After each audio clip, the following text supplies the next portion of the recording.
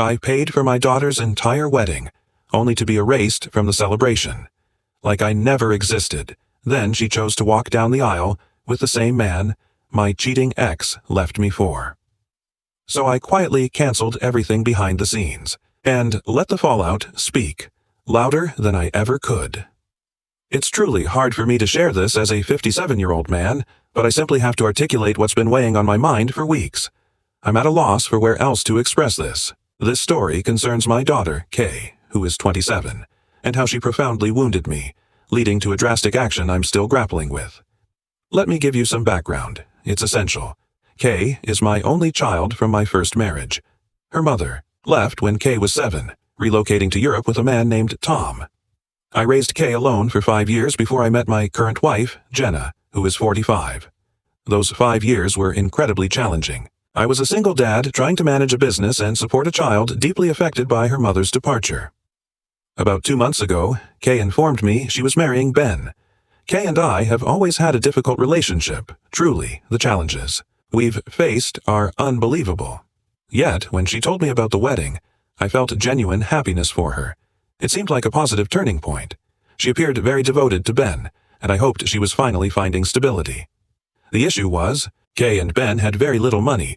She had only secured a decent job the previous year, and they had largely relied on my financial support before that. I acknowledge I likely enabled her too much.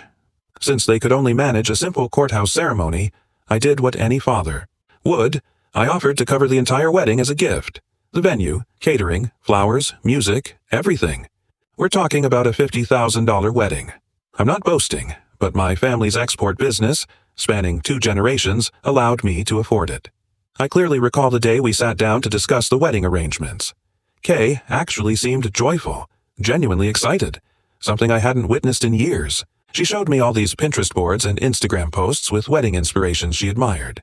For a brief moment, it felt as though we might finally establish the father-daughter bond I had always longed for. The wedding planner she selected was well regarded in our area, having orchestrated many elaborate events, and he had a full team. Kay attended all the consultations with him, choosing decorations and other details. I simply handled the deposits and allowed her to manage everything, assuming it was her special day. Besides, I was extremely busy with work, and honestly, what do I know about wedding planning? I remember texting her one evening after she sent me some photos of the chosen venue, a stunning lakeside location, quite elegant. I told her how proud I was and that I couldn't wait to walk her down the aisle. She just responded with a thumbs-up emoji. I should have recognized then that something was amiss, but I was likely too engrossed in the moment to notice. For about a month and a half, everything appeared to be fine. Kay was immersed in wedding preparations, and I continued to pay the increasing bills. I mean, who truly needs a chocolate fountain and an ice sculpture? I thought we were on good terms. I even began working with my tailor to get a suitable suit made. Jenna was helping me select colors and everything. She has always been incredibly supportive of Kay, despite Kay's consistent unkindness towards her for years. But then, minor details began to feel off. Jenna's cousin happened to encounter one of Kay's friends at a coffee shop and mentioned our excitement for the wedding. Apparently, Kay's friend looked perplexed and commented, "Oh, I thought she wasn't inviting them." She explained Kay had to exclude toxic family members for her mental health. Jenna's cousin inquired what she meant, and the friend just awkwardly mumbled something about a really traumatic childhood before shifting the topic. At the time, I dismissed it, thinking perhaps there was a misunderstanding. But truly, I should have paid more attention right then. Everything began to unravel when my brother Joe called me around that time, inquiring about the wedding date because he needed to book flights. I thought I'd just quickly call the wedding planner to add him to the guest list. It should have been straightforward, but the planner started acting peculiar on the phone, saying things like, "Oh, I'm sorry, sir, but the guest list is already full, and I'll need to check with the bride about any changes." At this point, I'm thinking, what on earth? I'm literally paying for everything, and this man is acting like he needs permission to add one person. So I pressed a little, asking him to simply send me the complete guest list so I could review it. This individual started stammering, claiming he wasn't authorized to share that information with anyone. That's when I lost my composure a bit, I admit. I probably could have handled it better. I told him directly that I was the one paying his invoices and that he needed to send me the list, or I would contact his superior. Yes, I know that was a bit demanding, but something felt genuinely wrong. He finally conceded and emailed me the list. My name wasn't on it. My wife Jenna's name wasn't on it. But what truly felt like a stab to the heart was this. In clear print, father of the bride. Tom, to walk bride down aisle. Tom, the same individual who helped my ex-wife abandon our 7-year-old daughter. The same individual who told my ex he wasn't prepared to be a father when they moved to Europe. The man who literally looked me in the face and said, "Kay's your problem now," before they left. That's when it became clear. This wasn't just about me not being invited. This was about replacing me, about completely erasing me. And the most painful part was that Kay had already been spreading falsehoods to justify it. I contacted my sister, my parents, even some of our extended family. Every single one of them had heard some variation of the same narrative. How I was emotionally abusive, how I never supported her, how I was controlling and manipulative. She had been preparing the ground for this for months, likely telling Ben's family the same thing, weaving a sad tale about me being a neglectful father so they wouldn't question why she cut me off. I must have stared at that email for about an hour, continually thinking perhaps I was misreading it. But no, the wedding planner even forwarded me Kay's original emails. She had specifically instructed them not to allow me or Jenna into the venue, with an entire section dedicated to security protocols and everything.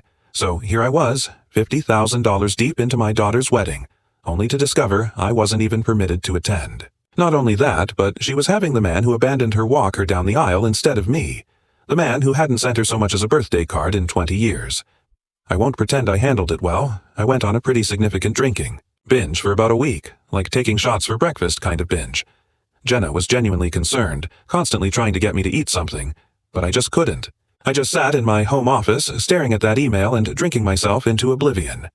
I called Kay probably 50 times during that week, all went straight to voicemail. I left numerous messages. They started out calm and became progressively more angry and emotional. Truly embarrassing stuff looking back. But what do you even say to your child when they do something like this? The worst part was witnessing Jenna trying to comprehend it all. She has been in Kay's life for 14 years, helped me guide her through high school, college, and 2 rehab stays. Yes, that's an entirely different story. She always defended Kay when others criticized her behavior, and this is how Kay repays her. The wedding planner kept sending me bills throughout this, like regular updates about payments due for flowers, catering deposits, all that nonsense. Each one felt like a fresh blow. Kay was still rushing around planning her perfect wedding as if everything were fine, using my money to throw a party I wasn't even allowed to attend. I later discovered she was at her bachelorette party that week. I saw pictures on my niece's Instagram. She looked so happy celebrating with her friends, not a worry in the world. Meanwhile, I'm sitting at home having a complete breakdown, trying to understand where I went so wrong as a father that my child would do this to me. Yes, I know I probably sound pathetic. A 57-year-old man upset over his daughter's unkindness. But truly, nothing prepares you for this level of betrayal. I've had business partners betray me, endured a difficult divorce, dealt with all sorts of hardships. But this felt different. I kept thinking about all the times I had envisioned walking her down the aisle, how I had managed to remain a part of her life despite all the drama, the arguments, the late-night calls from police stations and hospitals, how I had never given up on her even when everyone advised me to. And now she was choosing Tom. After a week of feeling utterly miserable and leaving probably the most humiliating voicemails ever, seriously, listening back to them makes me wince, I finally sobered up enough to realize I needed to confront Kay face to face. Jenna tried to dissuade me, suggesting I wait until I was calmer, but I couldn't just sit there anymore, you know? So I drove over to Kay's apartment. It's a lavish place that, surprise, I helped them afford until she finally got a job last year. The entire drive over, I was rehearsing what I would say, trying to remain calm, but my hands were shaking so badly I could barely steer. I arrived at her place around 6:06 p.m. and rang the bell about 5 times before she finally answered through the intercom. "Dad, I'm really busy with wedding prep right now," is all she said. She wouldn't even buzz me up, as if I were some door-to-door salesman. I'm not proud of what I did next, but I kinda lost it. I started pushing all the other buzzers until someone let me in. I took the elevator up to her floor, and I could hear her and Ben arguing through the door.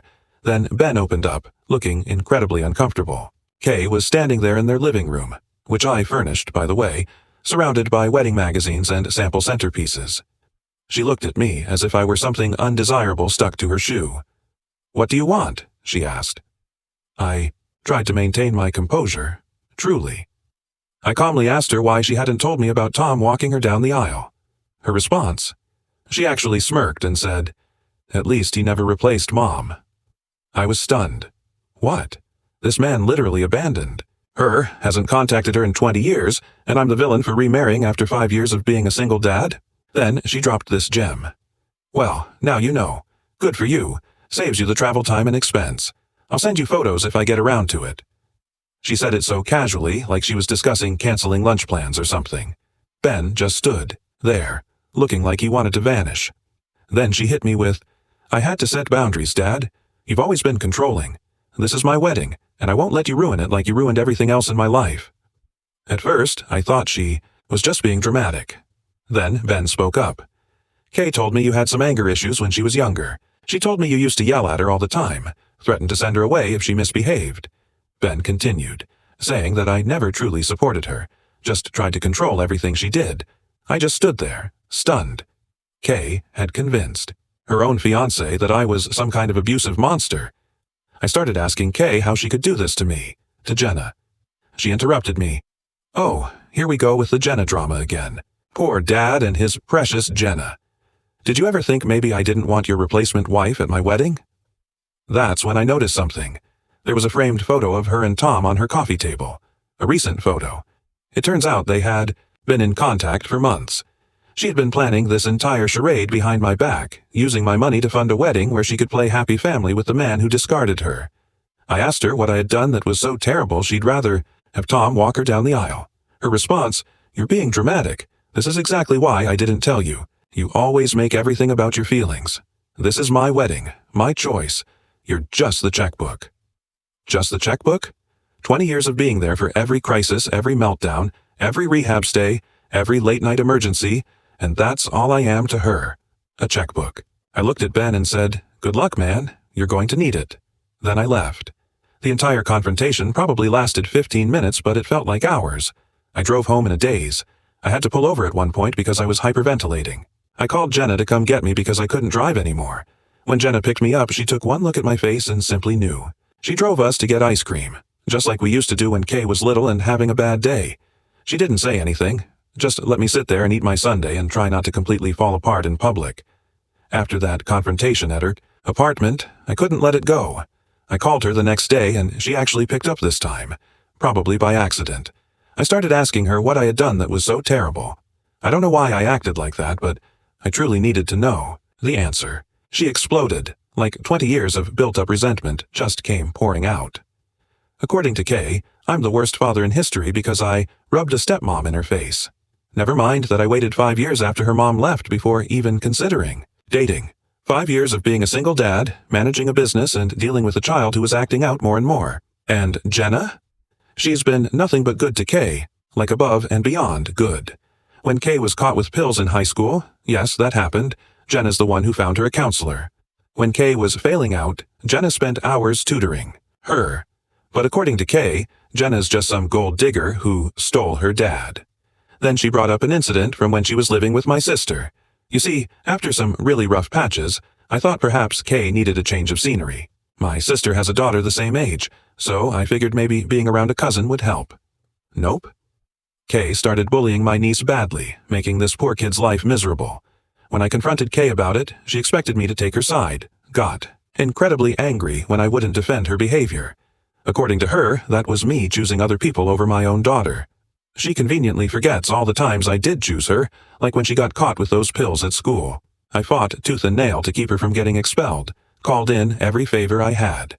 When her grades were too poor for any decent college, I pulled strings with some business contacts to get her in somewhere good. Then there's the financial aspect. Goodness, the financial aspect. Do you know how expensive rehab is? Because I do. Twice. The first time was right after college when she became heavily involved with pills again. The second time was a year later. Each time I dropped everything to help her, maxed out credit cards, took out loans, whatever it took. She lived with us until last year, never paying a dime in rent. I paid for her car, her phone, her credit cards, everything. Even after all the screaming matches, the time she called Jenna horrible names, the 3D AM crisis calls, I continued supporting her. Because that's what dads do, right? But yesterday, she had the audacity, the absolute audacity, to tell me I owed her this wedding, that paying for it was the least I could do after ruining her life by remarrying. When I reminded her that I was doing her a favor by paying $50,000 for this wedding, she got all defensive, Said any decent father would want to give their daughter her dream wedding. I lost it then. I told her she was acting entitled and ungrateful. Bad move. She started bringing up every single thing I've ever done wrong in her eyes. How I abandoned her by going on business trips when she was little. You know, the trips that paid for everything she had. How I chose Jenna over her by defending Jenna when Kay called her racist names. Yes, that happened too. Jenna is Middle Eastern, and Kay said some really nasty things about that. The final straw, she said, she wished her mom had taken her to Europe instead of leaving her with me. That's when I knew. 20 years of trying to be a good dad, and she'd rather have been with the people who abandoned her. After that call, I was just broken. Jenna found me crying in my office, the first time she's ever seen me like that. Jenna, being the saint that she is, just sat with me, didn't say anything. That's when Jenna finally snapped, not at me, but at the situation. In 14 years of marriage, I've never seen her truly angry. Frustrated, sure, but not angry. She kept saying things like, "We need to protect ourselves," and Kay needs to learn she can't treat people like this. Jenna's a teacher, right? Works with troubled kids. She said Kay's behavior was classic narcissistic entitlement or something like that. I sat there looking at all these wedding bills piling up on my desk. Venue deposit, $15,000. Catering advance, $8,000. Flowers, $5,000. DJ, $3,000. All this money for a wedding I wasn't even allowed to attend, where my own child was going to parade around with Tom, pretending to be one big, happy family. Something in me just broke. I called my bank first thing in the morning. Tried to stop payments on everything, but most of the deposits were non-refundable. Whatever, I didn't care about the money at that point. I just wanted to stop this whole thing from happening. I started with the venue, called them up, explained I was the one who paid the deposit and wanted to cancel. They were actually pretty understanding once I explained the situation. The manager even shared a story about his own child cutting him off. Misery loves company, I suppose. I canceled the catering next, then the flowers, the DJ, the photographer, everything except the wedding planner. I didn't want Kay finding out and making new arrangements. Petty? Yes, probably, but I was so hurt and angry I couldn't think straight. I had this moment while I was canceling everything where I almost backed out. I saw a picture of Kay on my desk from her high school graduation. She was actually smiling in it, one of the last times I remember her being genuinely happy. I almost called everything off right there. But then I remembered how she smirked when she told me about Tom, how she called Jenna those horrible names, how she said I was just the checkbook. I kept going after that. The dress was already paid for, and she had it at her place, so I left. That alone. I'm not completely heartless. Plus, it was like the one thing she'd actually been excited about picking out with her friends, you know? What's really unsettling is that while I was canceling everything, I kept receiving these automated emails from the wedding planner about upcoming deadlines, final menu selection due, time to choose your father-daughter dance song. Each one felt like a knife in the gut. Jenna sat with me through all the cancellation calls. I think she was worried I'd back out if she left me alone. She even handled some of the calls when I got too choked up to talk. I remember her telling the florist, "No, we don't want to reschedule. We want to cancel completely." The whole time I kept thinking about how Kay would react when she found out. Part of me wanted her to hurt like I was hurting. A bigger part of me just felt exhausted, so incredibly tired of always being the villain in her narrative, no matter what I did. The ironic thing is, this wasn't even the most expensive thing I'd ever paid for with Kay. Both her rehab stays cost more, but this felt different. This wasn't me helping her through a crisis. This was her using me while actively trying to cause me pain. After it was all done, I just sat in my office staring at the wall. We didn't talk much. What was there to say? I just sat there, contemplating how it had come to this. Me sabotaging my own daughter's wedding. The wedding planner kept calling about final arrangements. I let it all go to voicemail, figuring he'd find out soon enough when everyone showed up to a canceled venue. Is it wrong that part of me was actually looking forward to the chaos that would unfold on the wedding day? Probably, but at that point, I was past caring. The wedding day began normally enough. I was at home with Jenna, both of us just sitting there trying to act like it was a regular Saturday, but we both kept checking our phones every 5 minutes. It was like watching a timer count down to an explosion. Around 10:00 AM, my niece started inundating my phone. Apparently, the wedding planner and his team arrived at the venue to begin setting up, but security wouldn't let them in, showing them the cancellation paperwork and everything. The wedding planner was frantic, calling Kay, calling me. I didn't answer, obviously, calling everyone. Kay showed up at the venue around 11. She was already in her wedding dress, full hair and makeup, ready for photos. My niece said she looked really pretty, which just made everything worse somehow. When security informed her the venue was canceled, she completely lost it, started screaming at the security guards that there must be some mistake, tried to force her way in. The guards had to physically prevent her from rushing past them. My niece said Kay was screaming, "Do you know who my father is?" Which is ironic, considering, she didn't even want me at the wedding. The best part, Tom never showed up, not at all. Mr.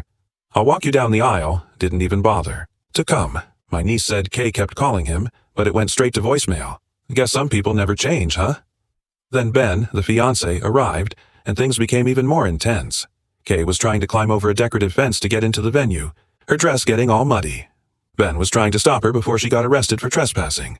The wedding planner was on the phone with his boss having a complete meltdown. All the guests started showing up around this time, about 200 people, all dressed up with nowhere to go. Cars were backed up down the street. Everyone was confused, calling Kay, calling each other. Total chaos. The catering trucks arrived. I guess nobody told them about the cancellation, and they couldn't get in either.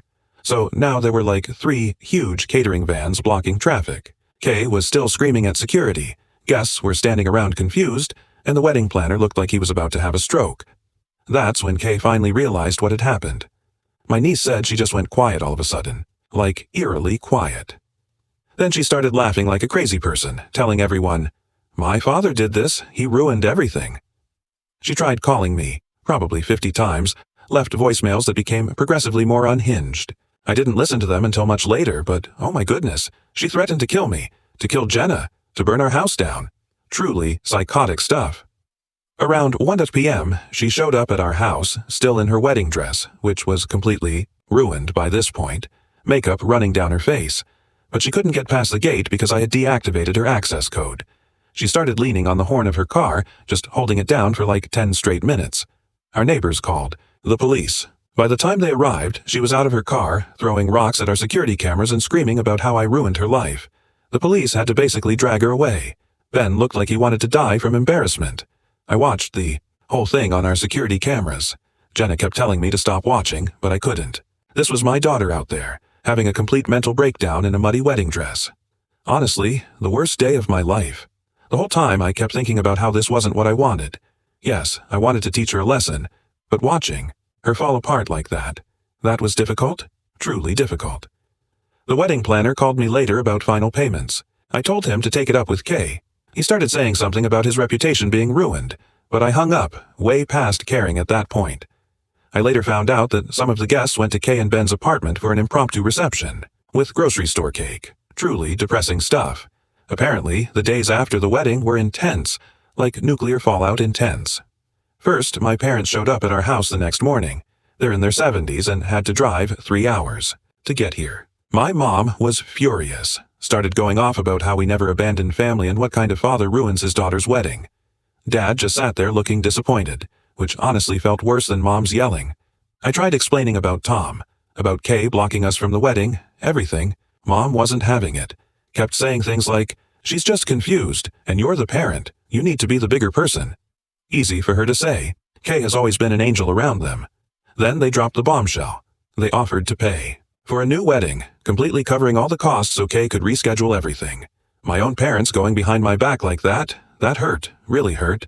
But Kay, she managed to make it even worse. When my parents went to her place to tell her about paying for a new wedding, she completely lost it on them. Started screaming about how they were taking my side and betraying her just like everyone else. Get this, she actually blamed them for her drug problems, said they exposed her in high school and ruined her life, which is total nonsense because it was her teacher who told me about the pills. My parents had no idea. She told them, and I'm quoting my mom here, to get the hell out and never come back. She screamed at my 75-year-old mother who has a heart condition, who used to watch Kay every summer and spoil her rotten. That's when my parents finally saw what I've been dealing with. Mom called me crying later that night, apologizing for not believing me, said she couldn't recognize the angry woman who had screamed at her. "That's not okay," she kept saying. "Yeah, Mom, I know." The family started taking sides after that. My sister, the one Kay lived with during high school, supported me completely. She'd seen firsthand how Kay could be. But my brother Joe thought I went too far, started this whole family civil war. Thanksgiving is going to be truly interesting this year, let me tell you. Then there's Jenna's family. They've never really been fond of Kay, I wonder why, but they tried to remain neutral over the years. After all this, though, they're done. Jenna's mom called Kay some words in Arabic that I probably shouldn't repeat. My friends are divided, too. Business partners are looking at me skeptically, as if they're wondering if I'm stable. I was quietly removed from the country club board. I guess ruining your daughter's wedding isn't a good look, even if she deserved it.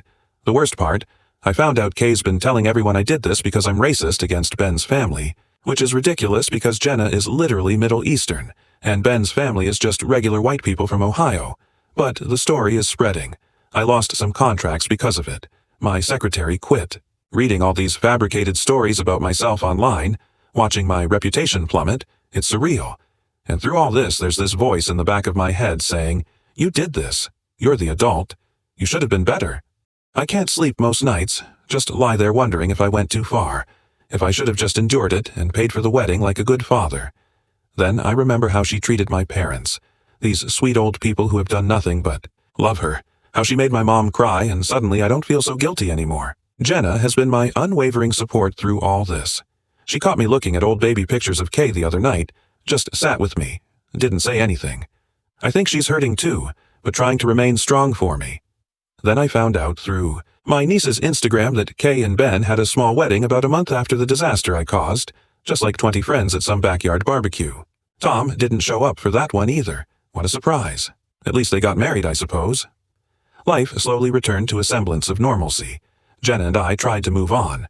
I immersed myself in work, was actually starting to feel okay about everything. Then, last week, I received a call from an unknown number. It was Ben. My heart practically stopped.